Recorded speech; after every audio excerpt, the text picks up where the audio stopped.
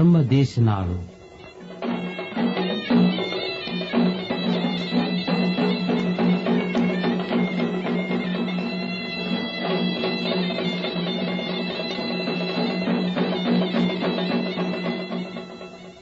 අද දේශකයන්න් වහන්සේ අතිපූජ්‍ය අග්ගමහා පඬිත බලංගොඩ ආනන්ද මෛත්‍රීය මහානායක මාහිම්පාණන් වහන්සේ.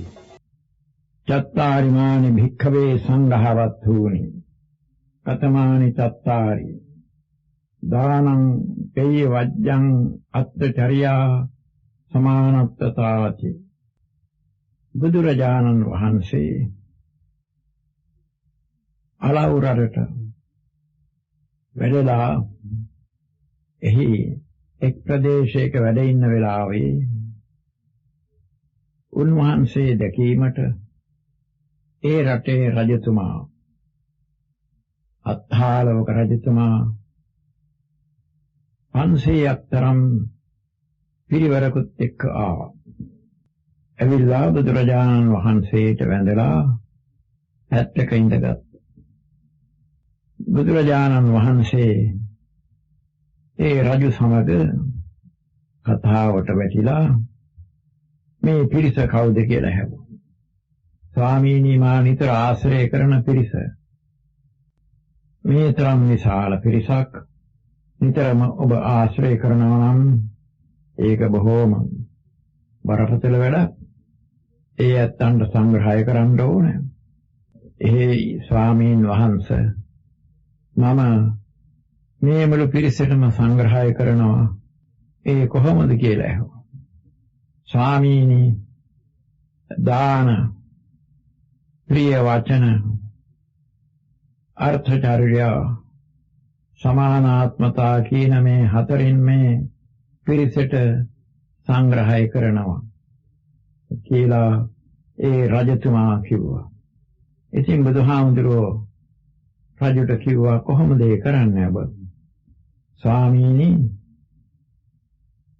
මේ පිරිසෙහි යම් කෙනෙකුට යම් දෙයක් ඕනකම තියෙනවා නම්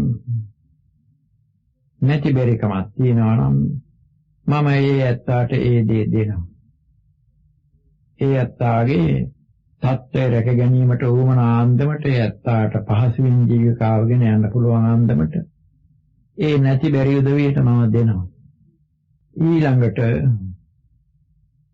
මේ කාටත් මා කතා කරන්නේ ප්‍රිය වචනයෙන්. කිසි කලක තද පරුෂ වචනයෙන් මා මේ පිරිසට කතා කරන්නේ නැහැ, කාටවත් කතා කරන්නේ නැහැ. හැම දිනාටම ආදරණීය බසින් මා කතා කරන්නේ. මිහිරි වචනයෙන් කරුණාව පෙරදැරිව, ආදරය පෙරදැරිව, මෛත්‍රී සහගතව මා කතා කරන්නේ. මේ විදිහට මේ හැමදෙනාම මගෙන් කොයි වෙලාවෙ වුණත් ප්‍රිය වචනෙන් තමයි සංග්‍රහය ලබන්නේ. ඊළඟට මා අර්ථචර්යාවෙනොත් මේ ඇත්තන්ට සංග්‍රහය කරනවා. යම් කෙනෙකුට දියුණු වීමට සමාජයේ කටයුතු කර ගැනීමට අඩුපාඩු තියෙනවා නම් ඒ ඇත්තාගේ ඒ රැකියාව ආදී දියුණු කර ගැනීමට මා උදව් දෙනවා. මගෙන් අවුන්ට දෙනවා. ඔවුන්ගේ දියුණුව පිණිස, මෙලොව දියුණුව පිණිස මා උදව් කරනවා. ඒ වගේම ඔවුන්ගේ ගුණධර්ම දියුණුව පිණිසත් මා අවවාදානුශාසන කරමින් ඔවුන් කෙරෙහි මේ විදිහට පවතිනවා. මෙසේ අර්ථචර්යාවෙහි මම යෙදෙනවා. ඊළඟට ස්වාමීනි සමහර අයට කැමැත්ත තියෙනවා මා සමග එකට ඉඳගෙන කෑම කන්න. මා රජෙකු වුණත් ඒ ඇත්තන් මා ළඟට ගෙන්නගෙන අපි එකට ඉඳගෙන කනවා බං. එකට ඉඳගෙන ඉන්න කැමති, එකට සාකච්ඡා කරන්න කැමති අය ඉන්නවා. ඔය එහෙම අය මට දැනුණම මම ඒ ඇත්තන් ළඟට ගෙන්නගෙන මට සමානවම ඒ ඇත්තන්ට මා සලකනවා. මා පළාතේ රජුරවන්නේ කියලා මං අමුතු මහත්වයක් ඔවුන්ට පෙන්වන්න යන්නේ නැහැ. ඔවුන් සමග සමානව එකට ඉඳගෙන මා පවතිනවා. පාලනයේ කටයුතු කිරීමෙහිදී පමණයි මම පාලකයා. අනික් හැම වෙලාවෙම මේ ඇත්තන්නේ යාළුවෙක්. ඒ ඇත්තන් එකට ගැවසෙනවා. එක විදිහට පවතිනවා. යාළුවා මිත්‍රය වගේ. ඉතින් මේ ක්‍රමයෙන් තමයි මේ විශාල පිරිසට මා සංග්‍රහය කරන්නේ කියලා ඔහු කිව්වා. බුදුරජාණන් වහන්සේ ඔහුගේ ඒ කතාව ගැන ප්‍රශංසා කළා. එක දවසක් බුදුරජාණන් වහන්සේ ගිහි පින්වතුන්ට බුදුහාමුදුරන් අනුගමනය කරන බුදුහාමුදුරන්ගේ ධර්මයේ පිළිගත්තු තිසරණේ පිළිගත්තු සරණ ගිය උපාසකවරුන්ට වදාරමින් උපාසකවරුන් විසින් ආදර්ශයට ගත යුත්තේ කවුද කියන එක වදාරමින් උන්වහන්සේ පැවසුවේ ගිහි උපාසකවරුන් අත්තාලවක රජු ආදර්ශයට ගත යුතුයි. ගිහි කෙනෙකු කෙබඳු දැයි මැනගන්නා මිනුම් දණ්ඩ අත්තාලවක රජුයි. ඒ නිසා අත්තාලවක රජතුමා වගේ වෙන්න දැනගන්න ඕන කියලා බුදුරජාණන් වහන්සේ වදාළා. ඉතින් මේ කතාවෙන් මේ ප්‍රවෘත්ති වලින් මේ වගේම තවත් බොහෝම තැන්වල බුදුරජාණන් වහන්සේගේ වචන වලින් හෙළි වෙනවා රටක් පාලනය කරන පාලකයන් තුළ ප්‍රදේශයක් පාලනය කරන පාලකයන් තුළ ගමක් පාලනය කරන ග්‍රාමාරක්ෂකයන් තුළ පවුලක් පාලනය කරන පවුලේ ප්‍රධානයා තුළ මොන ගුණ අංග සම්පූර්ණව තිබිය යුතුද කියන එක. බුදුහාමුදුරන් වහන්සේම වදාළා මේ ගුණාංග 4 සම්පූර්ණ විය යුතුයි. මොනවාද? මා දැන් මාතෘකාවට ගත්තේ ඒ ගුණාංග 4යි. සත්තාරි මානි වික්කවේ සංඝවත්තුනි කියලා සංග්‍රහ වස්තු 4යි. තමා යටතේ ඉන්න අයට, තමාගේ පාලනයට යටත් වෙන්න අයට, තමා සමග ආශ්‍රය කරන අයට කෙසේ පැවතිය යුතුද? මේ කරුණු 4ෙන් පැවතිය යුතුයි. දානය, ප්‍රිය වචනය, අර්ථචර්යාව, සමානාත්මතාව කියන කරුණු 4. රටක් පාලනය කරන පාලකයන් විසින් රටවැස්සාට එසේම ගමක් පාලනය කරන තැනැත්තා ඒ ගමේ උදවියට, ගෙයක් පාලනය කරන තැනැත්තා නැත්නම් පවුලක් පාලනය කරන තැනැත්තා විසින් ඒ ගෙයි නැත්නම් ඒ පවුලේ ජීවත් වන අයටත්, සුඛී නෑදෑයනටත්, මිතුරනටත් සංග්‍රහ කළ යුත්තේ මොන අන්දමින්ද යන්න මේ දැන් දැක්වුණු බුද්ධ වචනයෙන් හොඳටම පැහැදිලි වෙනවා. දීම, ප්‍රිය වචනය, අන් අයගේ දියුණුවට ක්‍රියා කිරීම, සමානාත්මතාව යනු ඒ 4යි. මේ 4ටයි 4 සංග්‍රහ වස්තුව. සිව් සංග්‍රහවත කියලා කිව්වේ ඔය 4ටයි. ඒ පාලකාදීන් දෙසින් නැති අයට, දිනුඳු බැවින් පෙළෙන අයට දිය යුතුයි. ආදරයෙන්, හිතවත්කමින්, කරුණාවෙන් කතාබස් කළ යුතුයි. ඔවුන්ගේ දියුණුව ඇති වෙන මඟකට ඔවුන් යොමු කළ යුතුයි. හිතින් පමණක් නොව කයින්ද වචනයෙන්ද යන දෙකනොත් සමානාත්මතාව පැවැත්විය යුතුයි. මේකී සංග්‍රහ වස්තු 4න් පළමු කොට දානය. ඒවත් දීම ගැන කරුණු ටිකක් කිය යුතුව තිබෙනවා. දීම නිතර පාහේ රටේ කාටත් අහන්ට ලැබෙන පින්කම දන් දීම කියන එක. වැඩිපුර අහන්ට ලැබෙන දෑ ගැන වැඩි විස්තර කරන්නට අවශ්‍ය නැහැ කියලා මා හිතනවා.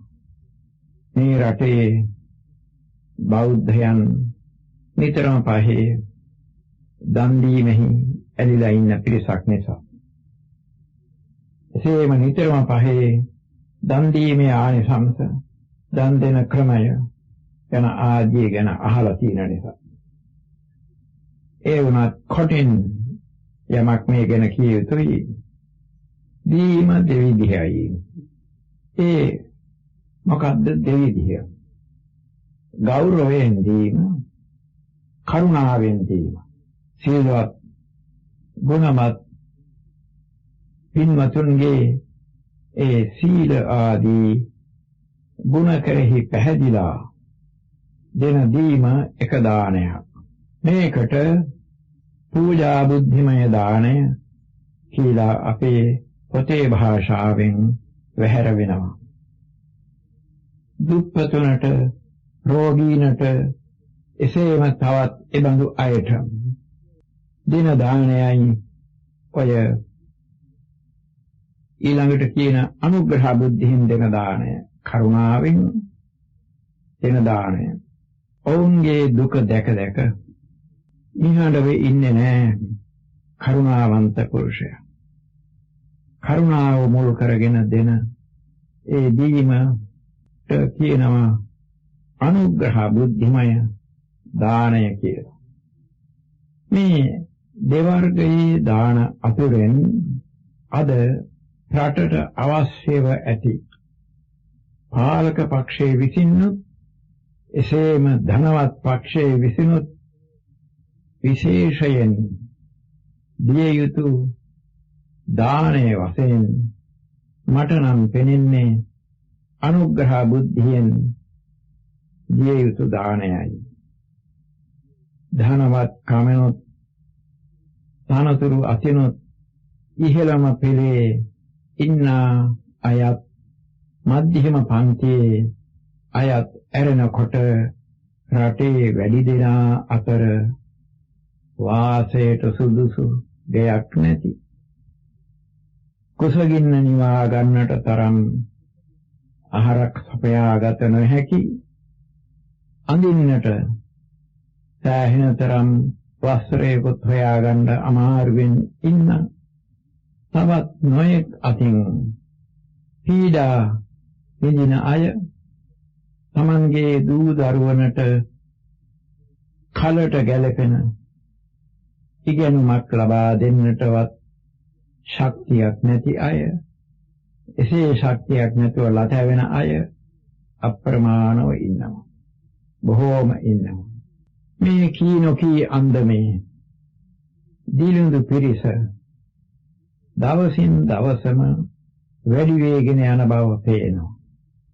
එබැවින් අද කල යුතු මහා පින්කම, අද දිය යුතු ලොකුම දානය වශයෙන් මට පෙනෙන්නේ මේ දිලින්දන්, ඒ දිලිඳු බැවින් ගොඩ ගැනීමට කරන උත්සාහයයි, කල යුතු උත්සාහයයි.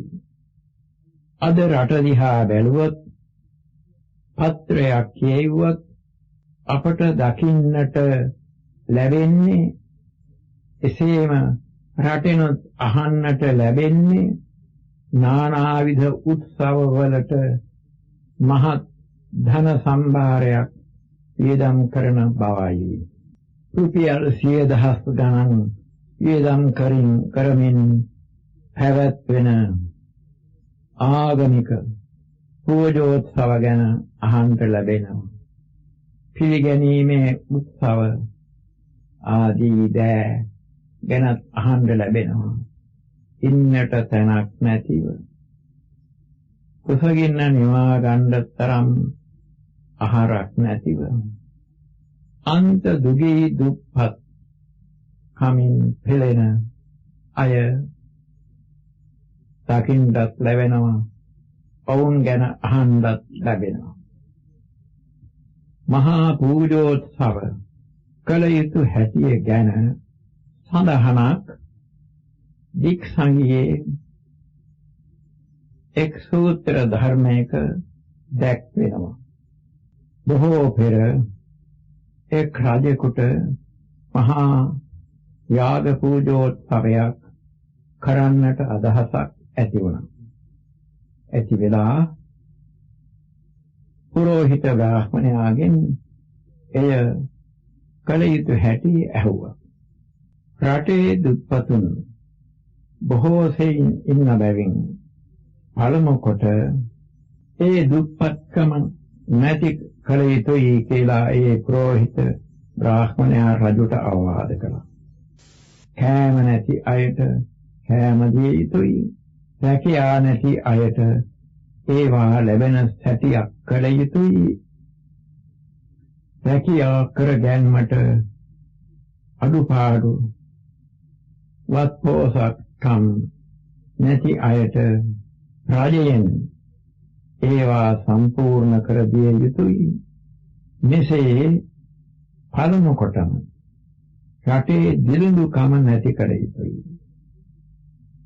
රටේ හැම දෙනාම දිලිඳුකමින් මිදී සුඛිත මුදිත වූ පසුම රජුගේ පූජෝත්සවය පටන් ගත යුතුය කියලා ඒ පුරෝහිතයා රජුට අවවාද කළා.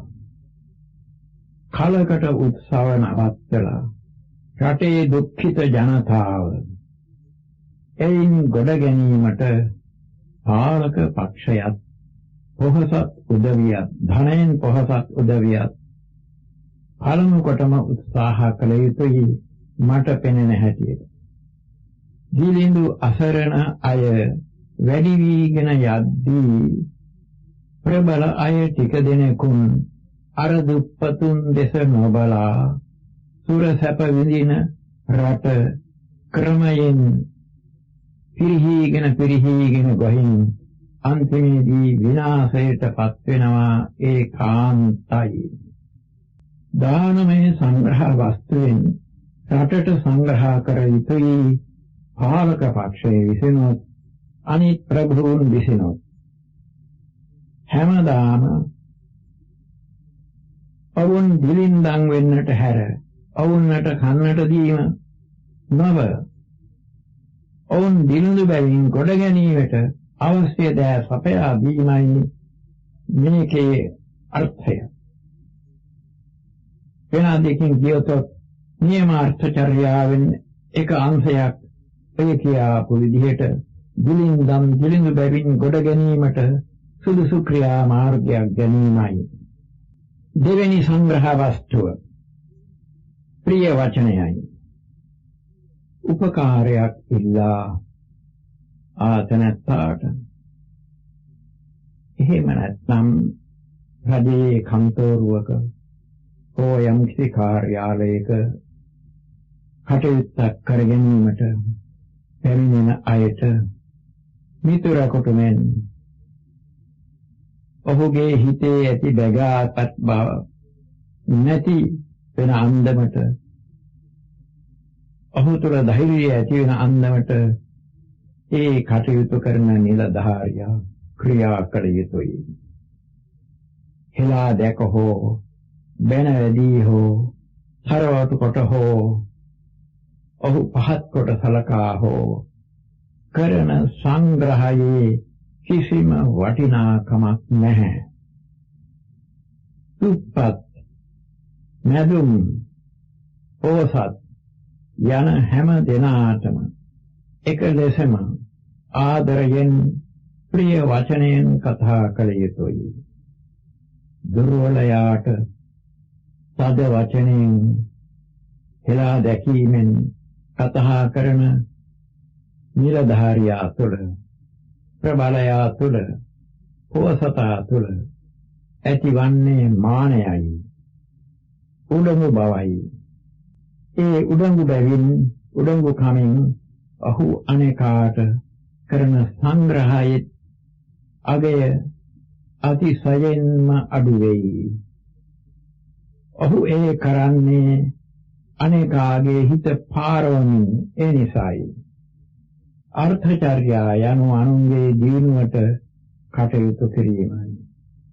හැකි හැම ලෙසකින්ම අනුන්ගේ දිනුවට ක්‍රියා කිරීමයි.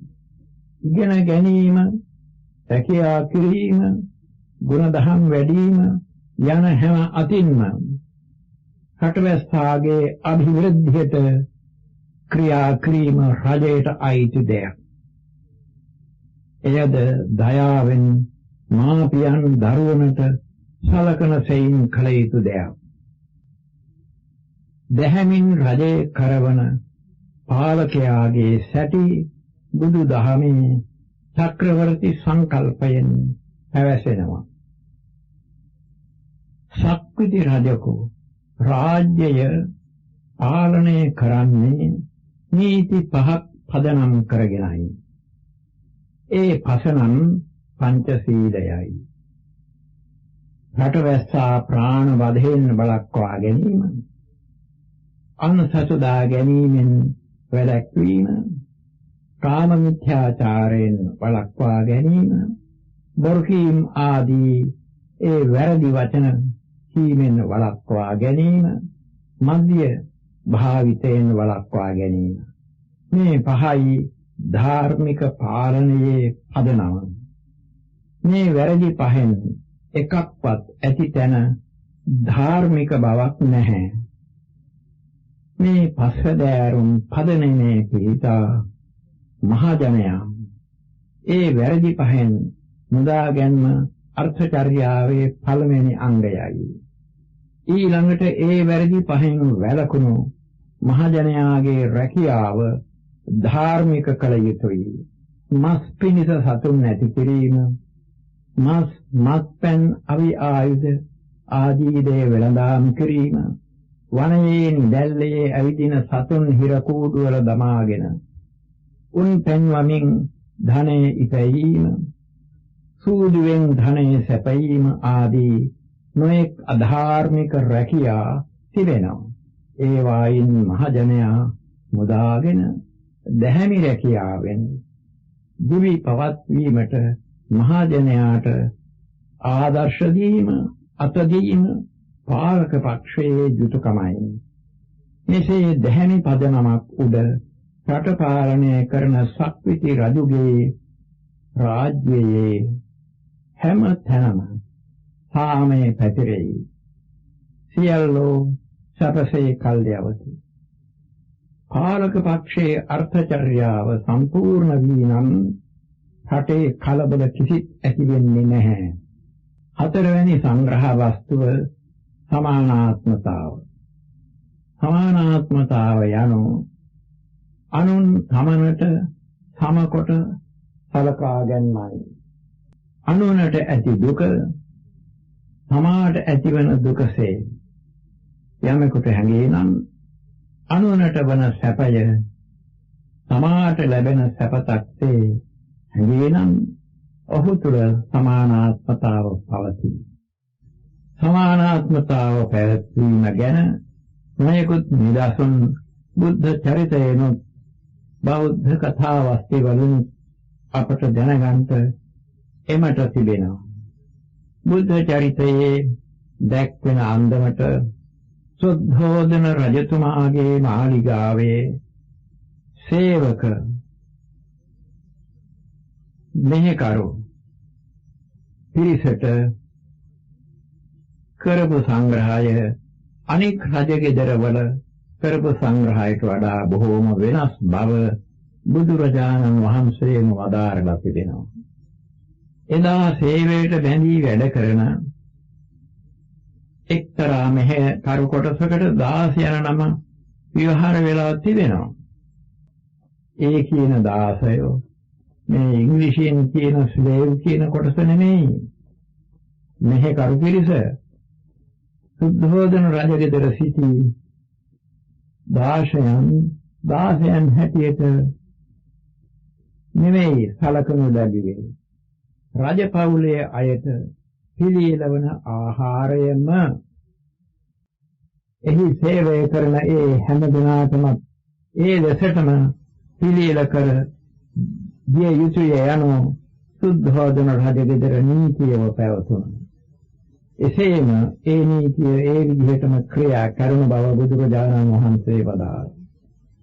ගිහි බෞද්ධයා විසින් ආදර්ශයට ගත යුතු අය අතුරෙහි අග්‍රම තනත්තා වශයෙන් බුදුරජාණන් වහන්සේ සඳහන් කළේ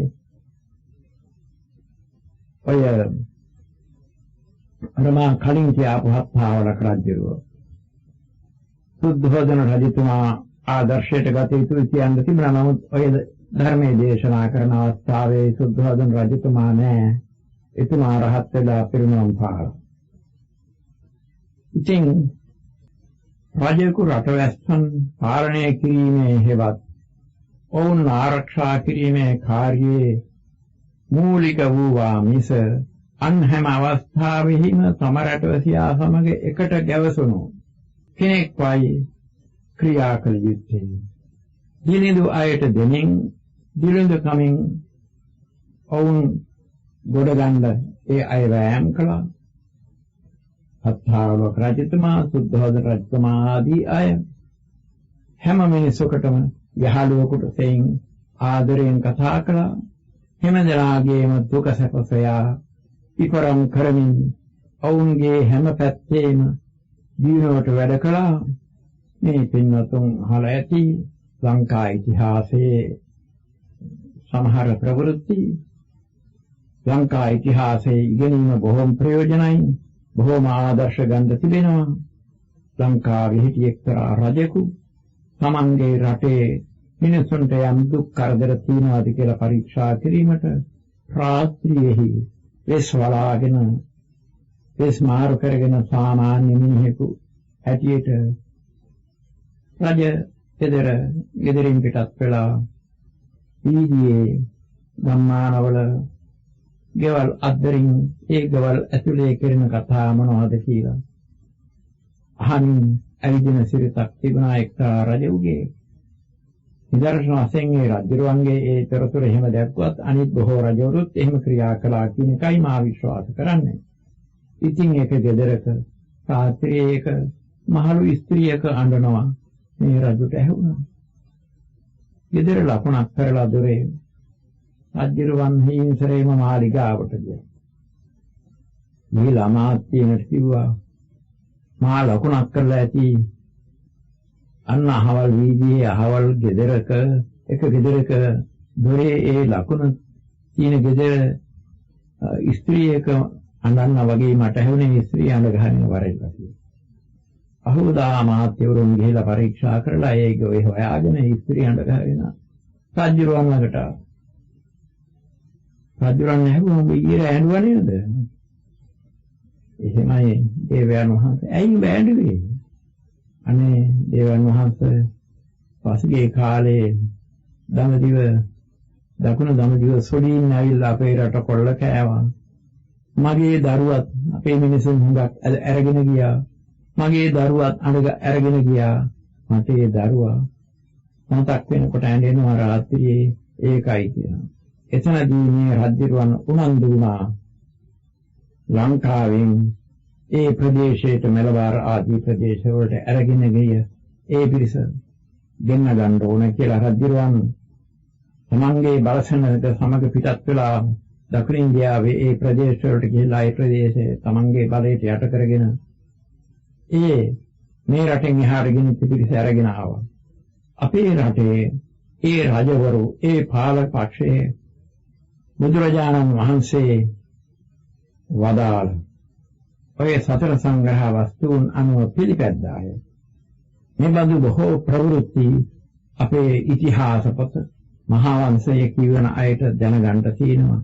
ආදර්ශ ගත යුතුව තිබෙනවා. කවුරු කොහොම කිව්වත් අපේ ඉතිහාසයේ අපේ මිනිස්සුන් උගත යුතුමයි. එයින් ගත යුතු ආදර්ශ බොහොම තියෙනවා. මේ රටේ මිනිසුන්ට හැදෙන්න පුළුවන් වෙන්නේ හොඳට ඒ ඉතිහාසයේ කියවමයි. ඉතින් පාලකයා ওই විදිහට මහජනයාගේ දුක සැප බලමින් ඔවුන් සමසැනීමට උවමනා අන්දමට ක්‍රියා කළ යුතුයි. සමාට වඩා දුර්වල තැනැත්තාට සමාට සමානව සලකන්නට බැරි තැනැත්තා තුළ සමානාත්මතාවක් නැහැ. යමෙක් සමානාත්මතාව හරි විදිහට පවත්වන බව මහජනයා දැනගත්තම ඔවුන්ගෙන් කිසිසේත් ඔහුට ආදරයක් මිස අනාදරයක් ඇති වෙන්නේ නැහැ. බොහෝ පෙර එක් අත් බැවක අපේ බෝසතාණන් වහන්සේ බරණැස් රජුගේ පුත්‍රයෙකු වෙලා සිටියා. ලැපටි වයසේ පටන්ම ඒ කුමාරයා ඇසුරු කරන සෑම දෙනා සමගම කිසි වෙනසක් නැතිව සමානාත්මතාවයෙන් කල් ගෙවුවා. ඔහු රජ වුණා කලකට පස්සේ. රජ වුණායින් පස්සේ රට බැස්සන්ට මේ රජතුමා නියම කළා බය වෙන්න එපා. දීගියම් උමනාවකට එක්කෝ නගරේ පරීක්ෂා කිරීමට මා රථයෙන් යන විටක හෝ පයින් යන විටක බල කවුරුවත් බය වෙන්න එපා. මා හම්බෙන්න වරේ ළමලා අඩුපාඩුකම් තියෙනවා නම් ඒව මට ඇවිල්ලා කියපන්. මම කිසිතහනමක් නෑ ඕන වෙලාවක මේ මාලිගාවට වරින්න.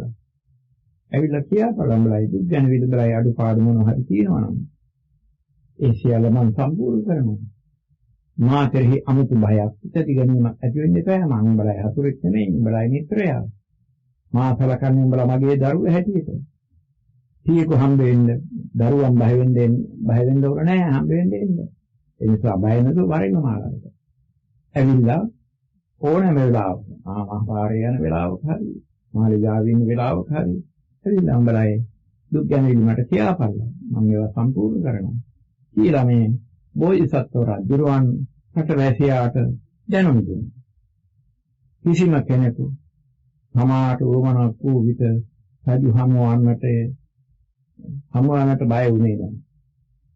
මොකද කැමති විටක රජු හමු වීමට හැම දිනාටම අවසර තිබෙන නිසා. රජතුමා රථයෙන් ගමන් කරන විට හෝ අනෙක් විටක හෝ යන්තම් ඔවුන්ගෙන් සංඥාවක් ලැබුණ විට රථේ නවත්තනවා. නවත්තලා වුමනාව මොකද්ද කියලා අහලා ඒක සම්පූර්ණ කරනවා. ඒ රජතුමා රාජ්‍ය කලේ රටවැස්සාගෙන් කරු බුහුමන් ගන්න නෙවෙයි. රටවැස්සා රැක ගැනීමට රටවැස්සාගේ අඩුපාඩු සම්පූර්ණ කරන්නට රටවැසියෙකුට හැම රටවැසියෙකුම සැපවත් කරන්නට රටවැසියාගෙන් පියා හැටියට ආරක්ෂකයා හැටියට හතුරුක හැටියට නෙමෙයි. ඒ විදිහටයි ඒ රජතුමා රාජ්‍ය කළේ. සංග්‍රහ වස්තුවෙන් නැත්නම් සතර සංග්‍රහ වස්තු වලින් එය ජනරංජනය කරන අයට ජනයාගේ සිද්ධින ඔවුන් සතුටු කරමින් ඔවුන්ගේ සපක පහසුකම් සැලකන එක්කෙනාට තමයි නියම පාලකයා නියම රජා කියලා කියන්නේ. චතුහි සංඝහ වත්තුහි ජනං රංජේති රාජා. ඔය රාජ શબ્දේ විග්‍රහය. සතර සංග්‍රහවතින් මහජනයා රැක ගනිමින් ඔවුන් සිත් සතුටු කරමින් ඔවුන් සිත් දිනාගෙන ඉන්නා තැනැත්තා නියම පාලකයා නියම රජාය කියන එකයි ඒ පාලි පාඨයේ තේරුම. අපේ බෝධිසත්ව සිද්ධාර්ථ කුමාරයන් වහන්සේගේ චරිතයෙහි උන්වහන්සේ ලපටිදියේ සිටින රජගෙදර සේවකයන්ගේ දරුවන් වූ ඡන්න ආදීන් සමග කිසිම වෙනසක් නැතිව සහෝදරයන් සමග සෙයින් ආශ්‍රය කළ බව බුද්ධ චරිතයේ කියනකොට අපට තේරෙනවා. බෝධිසත්ව සිද්ධාර්ථ කුමාරයන් වහන්සේගේ මේ ක්‍රියා මාර්ගයේ දුටු දේවදත්ත කුමාරයා දවසක් හිටියා. කියලා සිද්ධාර්ථ කුමාරයන් වහන්සේට කිව්වා උඹ මේ තමන්ගේ තත්ත්වයට නොගැලපෙන පහත් අයත් එක්ක සමානව ආශ්‍රය කරනවා වැඩි හොඳ නැහැ එපා කියලා. බෝධිසත්වයන් වහන්සේ මේක ගණන් ගත්තා. එතනදී දේවදත්ත කුමාරයා සුද්ධෝදන රජතුමාට පැමිණිලි කළා. මේ පුතා හොඳ නැහැ තමන්ගේ තත්ත්වය රකින්නේ නැහැ කියලා. සුද්ධෝදන රජතුමා දන්නවා සිද්ධාර්ථ කුමාරයන් වහන්සේගේ තත්ත්වය. එතුමාගේ ගතිගුණ දන්න නිසා හොඳයි ඒක මම බලාගන්න කියලා. ඔහු සංසලයි. මේ තාද්දුරට මා පැවසුවේ සංග්‍රහ වස්තු 4 ගැනයි. මේ 4ින්ම කරන මහජන සංග්‍රහය එක වචනයකින් කියතොත් පරාර්ථ චර්යාව. ඒවත් ලෝකෝපකාරය.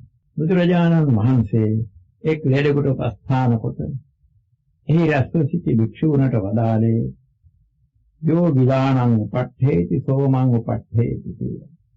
යමකු විලනාට ලෙඩාට උපස්ථාන කරනවා නම් එය මට කරන උපස්ථානයක්.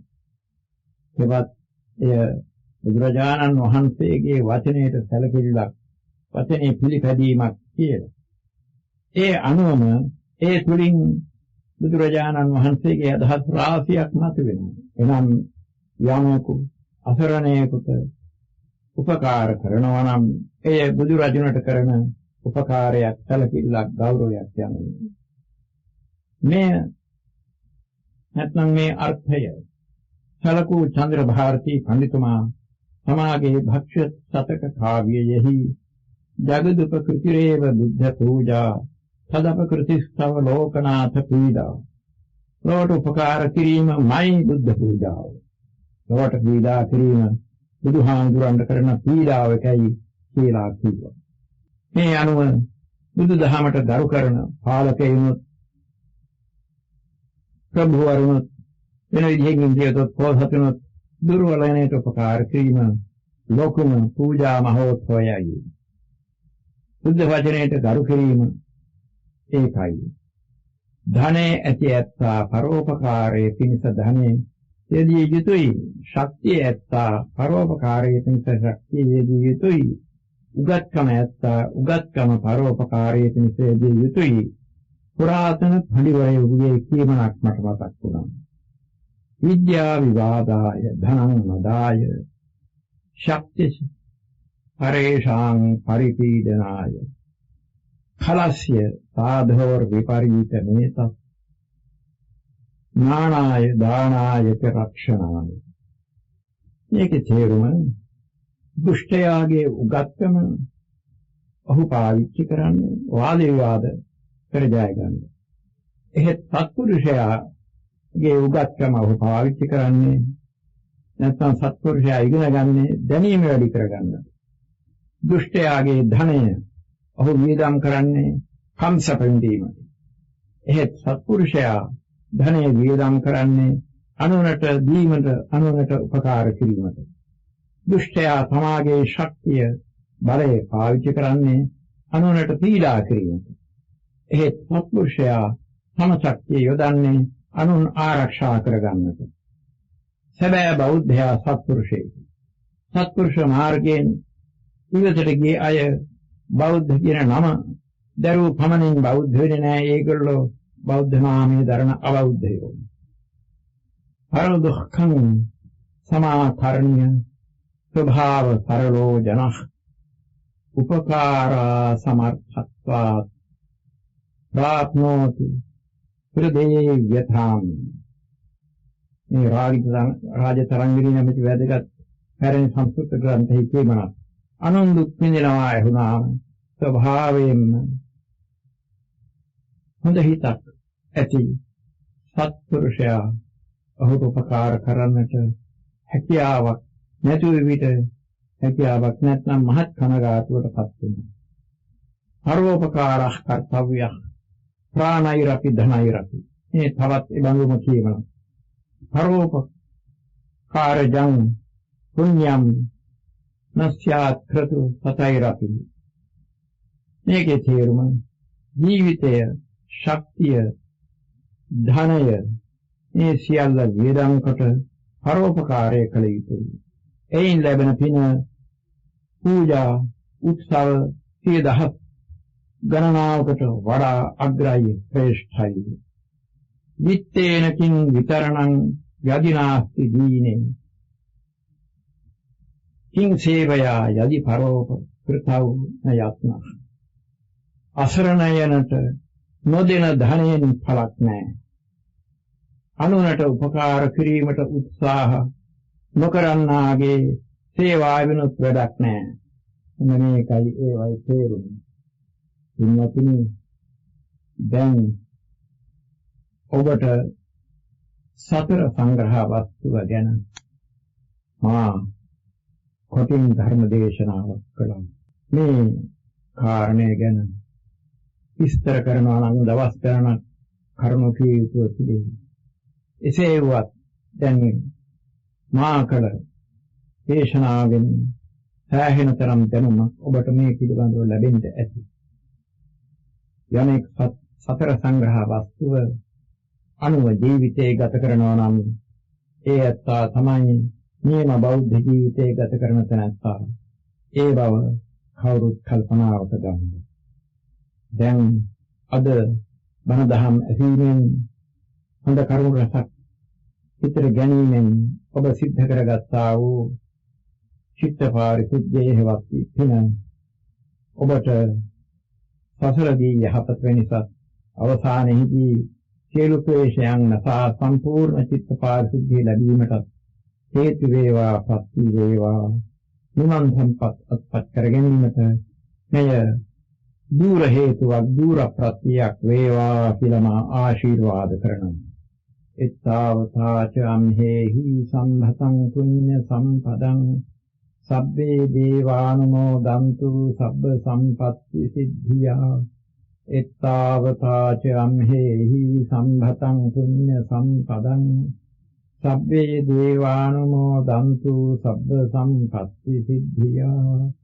එත්තාවතාච අම්හෙහි සම්භතං පුඤ්ඤ සම්පදං සබ්බේ දේවානුමෝදන්තු සබ්බ සම්පත්ති සිද්ධියා. ධර්ම ශ්‍රවණය කිරීමෙන් සිද්ධ කරගත්තා වූ සකල පුණ්‍ය සම්භාරය ඔබ හැමත මේ ජන්මෙහිදී හෝ සමීප ජන්මයකදී නිර්වාණය අත්පත් කරගන්නට බැරි වුණොත් සතර උපදින ආත්ම භාවයේ සබ සම්පත් ලැබීමටත් එයම තව තවත් පුණ්‍ය ධර්මයන් රැස් කර ගැනීමට උපකාර කර ගැනීමට ශක්තිය ලැබේවා. එසේම එසේ පාරමී ධර්මයන් සම්පූර්ණ කරමින් ගොස් අවසානයේදී එයින් මෙහා බැරි වුණොත් මෛත්‍රී බුදුරජාණන් වහන්සේගේ සමීපෙහිදීවත් සදාකාලික සාන්ත සැපැති ඒ අමෘත මහා නිර්වාණ සම්පත්තිය අත්පත් කර ගැනීමට ශක්තිය ලැබේවා. හේතු වේවා. සත්‍ය වේවා.